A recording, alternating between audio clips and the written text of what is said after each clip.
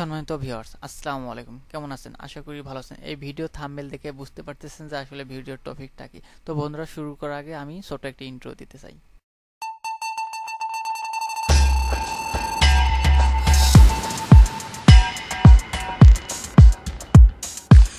প্রথমে এখানে দেখেন ক্ষুদ্র কৃষক উন্নয়ন ফাউন্ডেশন, ঠিক আছে। এখানে যে সার্কুলারটা আছে, আপনারা চাইলে যদি আপনাদের যোগ্যতা থাকে তাহলে আবেদন করতে পারেন, ঠিক আছে। স্থানীয় সরকার পল্লী উন্নয়ন ও সমবায় মন্ত্রণালয়ের পল্লী উন্নয়ন ও সমবায় বিভাগের আওতাধীন প্রতিষ্ঠান ক্ষুদ্র কৃষক উন্নয়ন ফাউন্ডেশন এর স্থায়ী শূন্য পদে বিপরীতে জাতীয় বেতন স্কেল 2015 অনুযায়ী ফাউন্ডেশনের নিম্নোক্ত বেতন গ্রেড সরাসরি জনবল নিয়োগ ও প্যানেল ভুক্তির লক্ষ্যে পদের বর্ণিত শর্তে বাংলাদেশের প্রকৃত নাগরিকদের নিকট হতে অনলাইন ওয়েবসাইটের আহ্বান করা যাচ্ছে। অনলাইন ব্যতীত কোনো আবেদন গ্রহণ করা হবে না, ঠিক আছে। আপনারা এখানে আবেদন করতে চাইলে অনলাইনের মাধ্যমে আবেদন করতে পারেন, ঠিক আছে। এই লিঙ্কটি ডিসক্রিপশন বক্সে দিয়ে দেবো, আপনারা ওখান থেকে নিতে পারেন। পদের সংখ্যা, পদের নাম ও বেতন গ্রেড স্কেল এবং শিক্ষাগত যোগ্যতা ও অভিজ্ঞতা বয়সসীমা দেওয়া আছে, ঠিক আছে।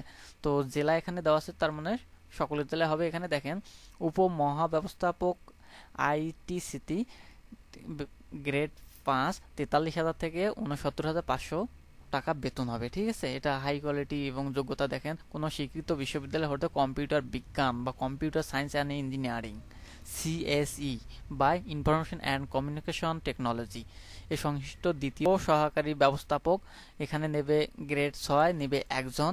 তারপর এখানে আবার দেখেন উপমহাব্যবস্থাপক গ্রেড প্রোগ্রামার গ্রেড 6 নেবে একজন। তারপর উপব্যবস্থাপক হিসাব একজন গ্রেড 9।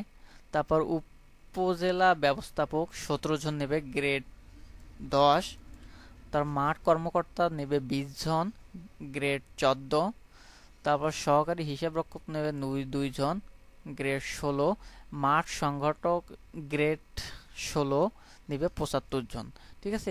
বিশেষ করে এটা সাধারণত সবাই আবেদন করে, ঠিক আছে। 75 জন নেবে। উচ্চ মাধ্যমিক বা সমমানের ডিগ্রি যারা এইচএসসি আছে তারা কিন্তু এটা আবেদন করতে পারবেন, ঠিক আছে। এবং যে সকল জেলা পারবেন না, চাঁপাইনবাবগঞ্জ, রাজশাহী, সিরাজগঞ্জ, সাতক্ষীরা, পটুয়াখালী, লালমনিরহাট জেলার নাগরিকগণ আবেদন করার প্রয়োজন নেই, তবে বিভাগের প্রার্থীর ক্ষেত্রে শর্ত প্রযোজ্য নয়, ঠিক আছে।